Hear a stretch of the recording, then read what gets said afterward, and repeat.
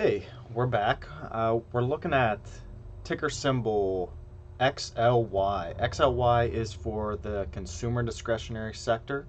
Uh, what we have on the screen right now shows Yahoo and their 1 month performance. The last time we checked on them was on March 19th, so that's a little bit uh, past halfway or before halfway, so right around here around 140. We had a price at 141 the last time we looked. It's gone up to 145, so not much. I had buy points marked out at 137 and 130. As I kind of scan this chart, we never hit either of those points. The closest was about 140. I also had a resistance point of 181, and then two side notes just showing that there was a short-term downtrend occurring and a long-term uptrend, which we'll break down in the technical analysis here in a minute. But otherwise, let's kind of look at the news. There's not much to go over, but I will share what I came up with. So, consumer cyclical. Uh, Before we go into any coverage, I always just like to look at to verify the holding. You can see it's all in consumer cyclical, 98, 99%, some in consumer defense, some in industrials and technology, but clearly consumer cyclical. That's where uh, pretty much the entire ETF is held in that sector. So that's perfect. Um, on top of that, I like to look at the top 10 holdings.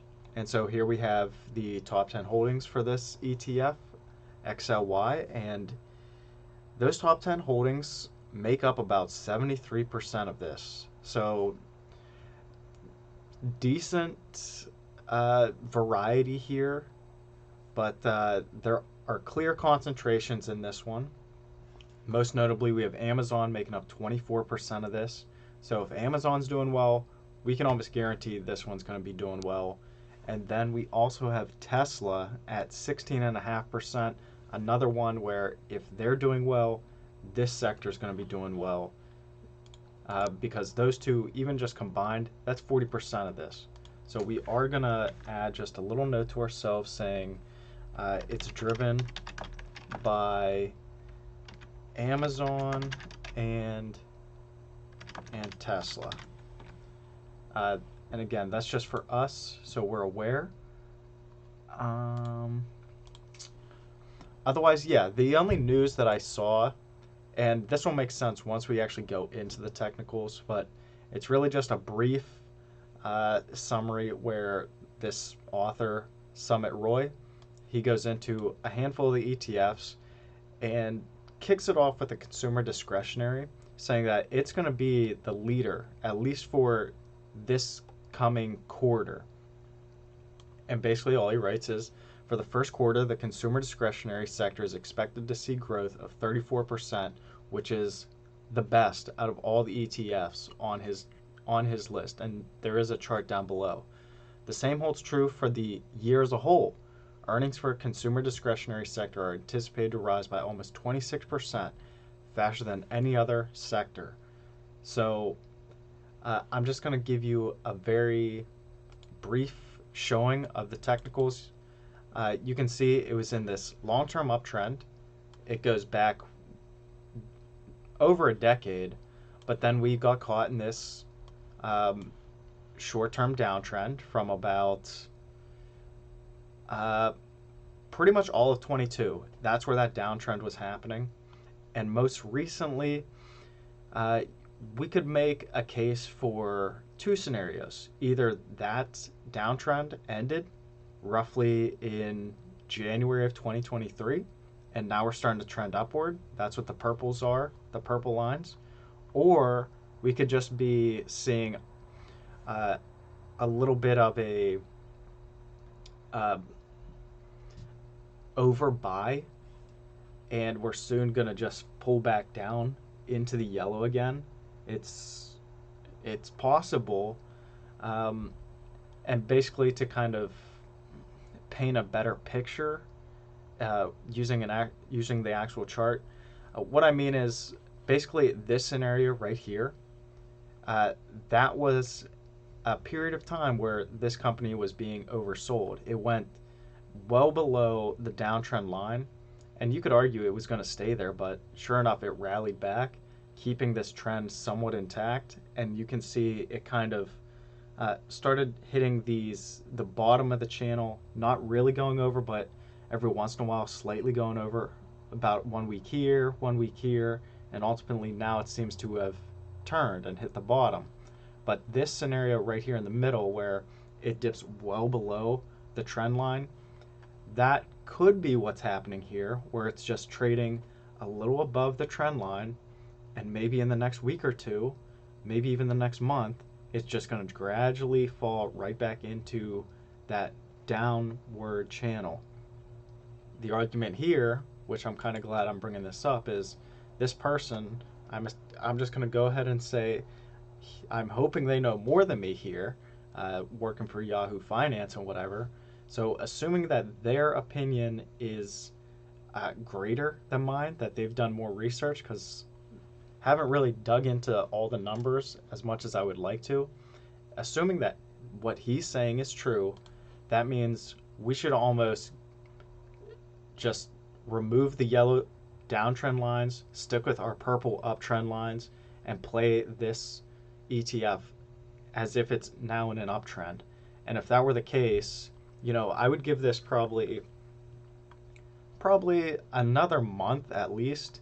And really that's just going off the fact that, yeah, I mean, it can trade above its trend line for a couple months just like it did here. We have 1, 2, 3, 4, 5, 6, 7, 8, 9, 10, 11, 12, nearly 3 months it was trading below that trend line, and then all of a sudden it rallied right back up to the top of the trend line. So, why couldn't that happen here? We're now at 1, 2, 3, 4, 5, 6.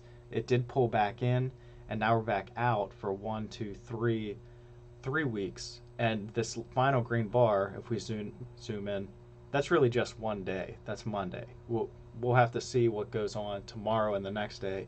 It already looks like in the after hours it's pulling back a little bit. So we'll kind of see. I'm going to keep these lines in for a little period, but again, going back to that article, this guy and whatever his fact set estimates are, I've never heard of that. I would feel more confident in reporting this if it was from Charles Schwab or Bank of America. Someone, even if it was Spider themselves saying that this is what they're seeing, I would probably give this a little more validity. But because I've never heard of FactSet, I have no idea who this author is. Um, I can't put too much weight into it at this point.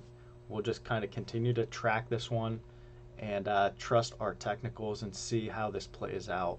But looking at this chart, you can see the Q1 earnings per share growth. That's what they're expecting. And then we also have the fiscal year 23 earnings per share growth as well. And consumer discretionary just crushes everybody. The closest one for the year as a whole would be, I believe this is, who is XLC? Communication Services. That's not one of ours, but that would be the next one for the year.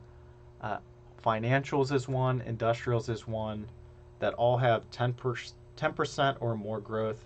XLY being the only one that's in the 20s. And then for the quarter, them and industrials are the only ones over 10% for this quarter, and they're by far like crushing them. It may be worth the risk, is what I'm getting at, if that's how it's going to play out. And again, if we look at who's in the holdings, that basically we're looking for Amazon and Tesla, of course. We would like to see pretty much all of these. So Burger King, Lowe's, McDonald's, Nike. Not sure who this is, but Starbucks, Home Depot, TJ Maxx, O'Reilly's. Okay. So we'll kind of see how it plays out, but getting into the technicals here. overall, we have a couple things to look at. If I think my very good point of interest for me would be about 137 still. That was one of my buy points, was 137. And the reason why I like that number so much, it's almost a perfect point between all three areas of interest, whether it's that uptrend, if it were to pull back to 137, that still is in that uptrend. It's just on the very bottom of it. 137 also happens for this week to be at the very top of the downtrend. So if the downtrend is still in effect, correct. It's one of the worst times to buy because it would be at the top of the downtrend, but it would still be at the downtrend as opposed to buying a, at a point higher than the upper channel. And then finally, it also happens to be right around that green mark that I felt was a buy point just based off of the fact that that seems to be an area of support going back to June of 22. That's where it went. It broke the trend line, but for whatever reason, 137 seemed to hold up pretty well there. Then when it reached a peak and started to fall again, 137 held pretty strong for another couple months. It did ultimately break it, but bounced back very quick. 2 weeks down, about 2 weeks up, and then again it hung out at 137. Most recently, just last month, it cracked the 137 mark. I think we could see it again, and that would be the ultimate point for me. So I think at this point, I had 130 as a possible point of interest. I don't know if we'll see that low. I'm just going to keep it there just because. Why not? But the resistance point of 181, I think if we can confirm this uptrend, 181 should fall and it won't be anything. If we can confirm an uptrend based on previous uptrends, I mean, it's gone on major uptrends. I mean, here's one that was very predictable going from 2009 up to 2016, so 7-year trend where it was in this very short window, but in an uptrend. Another one happened between 16 and I'd say 2020. We can kind of exclude that, but even keeping it in, it went down to this very low point, but bounced back pretty quick. So there's another 4-year trend. And then most recently, it went super crazy on whoops, I didn't mean to pull that, but we can tuck that right back in. That's about where I had it. And then it went on this upward trend for 2 years where it just went astronomically high. So it only makes sense that it would pull back in almost a very similar fashion in terms of speed. And now if we're just going to try to get back on pace with like this number, like if we were to stretch this out, we're kind of in that range. I can even do that real quick, I think. If I just stretch this out, we're just slightly below that uptrend if we were to carry it out. Overall, a lot to think about here. I'm just gonna update my spreadsheet and then I'll share with you what I have and just take it for what it is. So my note, we have short-term downtrend, but there's long-term uptrend.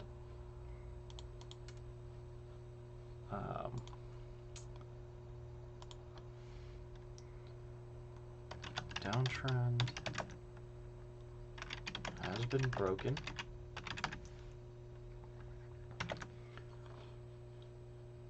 Yeah, I think a point that might kind of help me believe in this one is if it were to go to like 154, which happens to be that fair value line. I'll tell you what, if it chops that way all the way up to 154, then yeah, obviously the downtrend's broken. If it were to like shoot off past 154, that might signal to me too. It all kind of depends on how quick it gets there, but I feel like 154 would almost be like, okay, if it gets to this point, uh, it's probably good to go. We're safe that we can say that downtrend's out of the picture and we're moving on to better things. But we'll see how this week kind of continues along. But otherwise, uh, this is the the quick of it, and we can just remove this. So we have the ETF XLY, the consumer discretionary sector. Currently, it's at 145. The buy points I have marked out are 137, which again, that'll keep us at not just a good buy point, but if you believe in the downtrend, you'd still be in that range. If you believe in the new uptrend, you'd be in that range still also. Resistance point at 181, I think it might struggle to get past that mark. And then the notes just show that there's that short-term downtrend, overall long-term uptrend, and that downtrend may have been broken. It has been broken, but not enough has happened to like solidify that. Okay, that is just clearly broken. It's more like maybe it's just trading a little bit high right now, and it's going to pull back in another couple days. And then of course it's driven by Amazon and Tesla, making up 40% of this one. So let me know your thoughts in the comments. I'd be happy to see what you think. Will this one grow like 35% by the end of the year? Seems a little bit much, but if it's going to have companies like Tesla and Amazon in there, it definitely has the potential to do something like that. Uh, but again, let me know what you think, and otherwise, please like, subscribe, and I'll see you on the next one. Bye.